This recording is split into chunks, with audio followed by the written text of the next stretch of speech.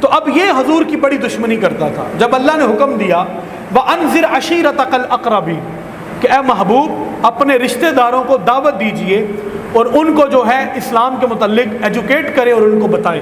حضور نبی رحمت صلی اللہ علیہ وآلہ وسلم کوہ صفا پر چڑھ گئے, ایک پہاڑی پر کھڑے ہو گئے. حضور نے سب لوگوں کو بلایا.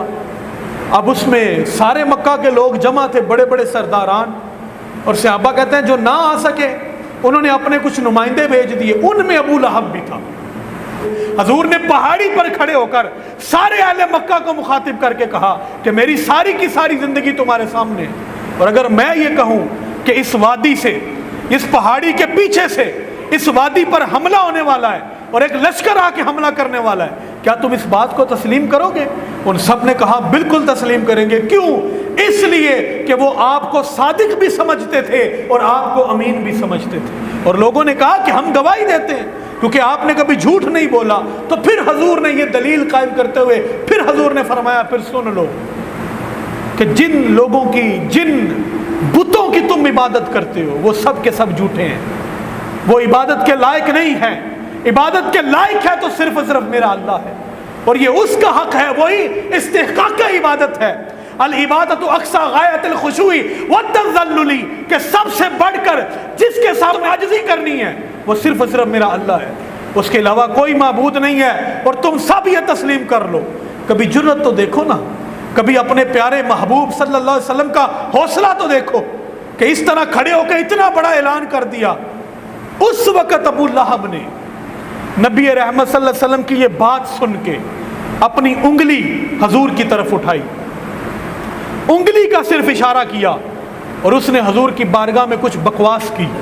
اور اس کے بعد اگلے الفاظ ہیں, میری عادت ہے میں کبھی بے ادبی اور گستاخیوں کے الفاظ دہراتا نہیں ہوں, تو بہرحال اس نے کوئی حضور کے معاملے میں ایسی بات کہہ دی حضور کی شان کے لائق نہیں تھی, اور ساتھ یہ کہا معاذ اللہ اس لیے تو نے ہمیں یہاں پہ اکٹھا کیا تھا اور ہمارا سارے کا سارا وقت ضائع کر دیا. تو پھر دیکھیں نا, اب بات کر رہا ہے حبیب کو, لیکن جس کے حبیب کو کر رہا ہے وہ تو سب سے بڑا غیور ہے, وہ سب سے بڑا غیرت مند ہے.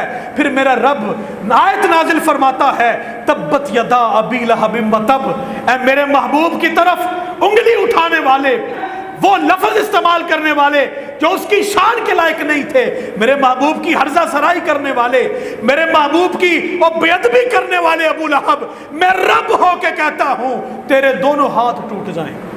اب یہ رب کہہ رہا ہے, پھر یہاں سے یہ نقطہ اور عقدہ بھی کھلتا ہے.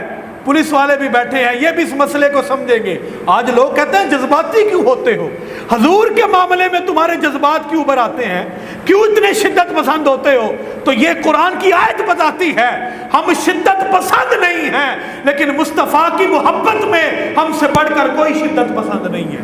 اور یہ الحمدللہ ہمارا ایمان ہے, ہمارا عقیدہ ہے, اور رب نے ہمیں یہ بتا دیا ہے کہ مصطفیٰ کی طرف اگر ایک انگلی پڑے گی تو بدلے میں اس کی 10 کی 10 انگلیاں توڑ دی جائیں گی. اسی لیے تو کہا تبت یدا ابی لہب وتب, اور بدبخت میرے محبوب کی طرف ایک انگلی اٹھاتا ہے, میں رب ہو کے کہتا ہوں تیری 10 کی 10 ٹوٹ جائے, تو غارت ہو جائے, تو برباد ہو جائے, کیونکہ تو نے میرے محبوب کے بارے میں ایسا کہا. تو یہ اللہ تبارک و تعالیٰ کی غیرت ہے کہ وہ اپنے محبوب کے معاملے میں کوئی جملہ برداشت نہیں کرتا.